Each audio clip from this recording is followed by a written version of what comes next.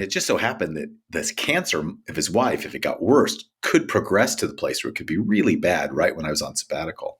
Yeah. So we gathered a group of wise people in our church together, some leaders, and we asked, should I postpone my sabbatical?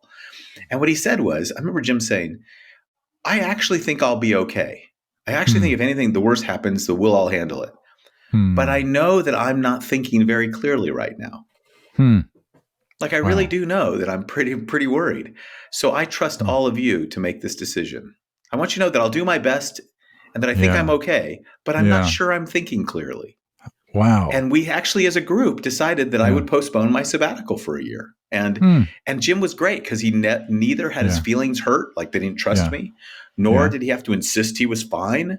Nor that he just could literally say, I think I'm okay and I'll be fine, but I actually know I'm not thinking clearly right now because I'm really worried about my wife. That's